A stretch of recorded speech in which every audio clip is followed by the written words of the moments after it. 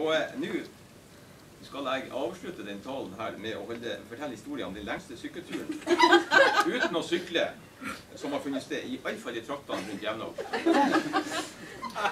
Sommeren i 2006 under vårt besøk hos Johanna og Inge, så inviterte han Inge meg til en lang sykkeltur. Vi skulle opp til et turmål på nordsida av Jevnaker, til Ruggesteinstjernet, for disse lokalkjent her, de vet det. Det er et av 10 på toppmålene i marka rundt Jevnaker.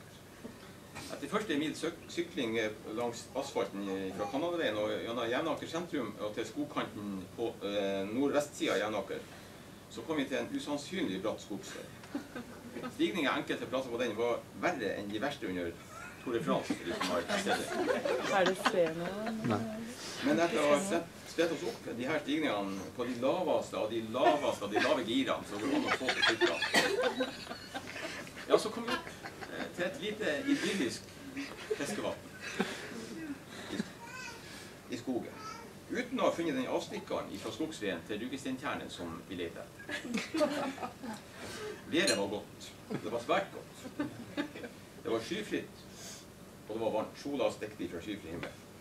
Med det tjernet så møtte vi tilfeldigvis noen personer, blant annet en av grunneierne.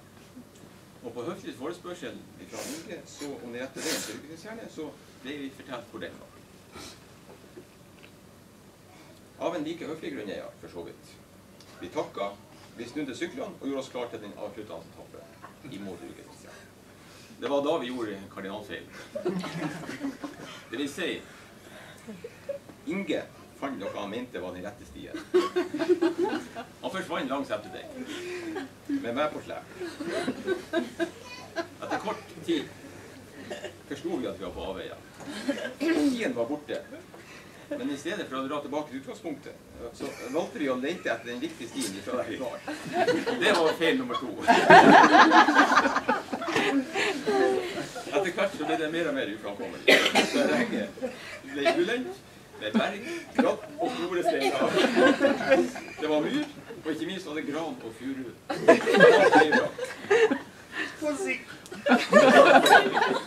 Vi må jo tross alt si at vi visste jo i hvilken retning gransolen var.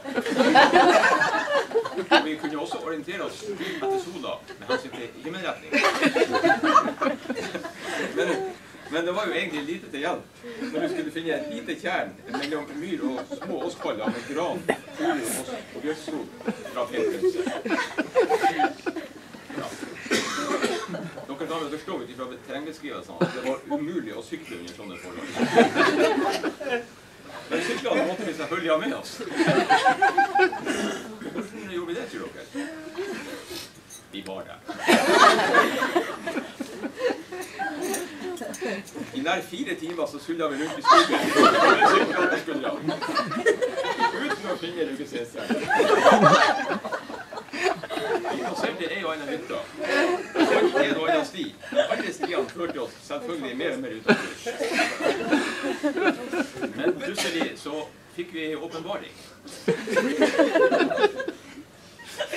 Ja, det var det. For plutselig så gikk vi på et høyt flettverksgjerde. Og det stoppet selvfølgelig vår ferd den veien, ganske brutalt. Men det var jo egentlig bare positivt det. Og det som var mer positivt, det var det at på et stort skilt som var festet til gjerdet, så var det et kart og et orienterende skriv også, med omtrent denne ordlyden. Nå tok jeg det fritt fra kommelsen det her. Men omtrent sånn stod det. Du er nå kommet fram til Forsvarets skytefelt. Din posisjon i terrenget er markert med en rød sirkel på kartet. Og det er forbudt å klatre over gjerdet og ta seg inn på Forsvaret. Ja. Men dette ga oss egentlig den muligheten som vi trengte. Vi visste hvor vi var. Det var et kart på gjerdet. Og Inge, han hadde turkartet sett med. Og da kunne vi orientere oss imot Ruggesteinstjernet på grunn av de opplysningene som vi fikk av ham. Så kort fortalt så kom vi fram til slutt. Vi stod plutselig med et beskjedent lite tjern. Det var delvis overvokst med siv, omkranset av skog og myr. Og på en liten pynt så hang det et kart og et oppslag om at vi var kommet frem til turmål nummer 3 ved Ruggesundfjellet. Da hadde vi vandret rundt i 5-6 timer i Åsane opp for Jevnaker uten mat, men ellers så var vi i film. Så etter behørig fotografering for å sikre det nødvendige bevis, så tok vi fatt på hjemturen langs den samme stien som vi skulle tatt imot målet, men bare i motsatt retning. Og vel nede i sivilisasjonen igjen, så kom jo selvtilliten for fullt tilbake. Og da kom selvfølgelig utfordringen også. Hvis du sykler fra meg opp bakkene i Kanadaveien på turen hjem, ja, da legger jeg sykkelen på hylla, sa han Inge. Ja, det er jo sånn at å utfordre gamle gubber, så står man jo neppe i fare for selv å ta med det vanlig det også.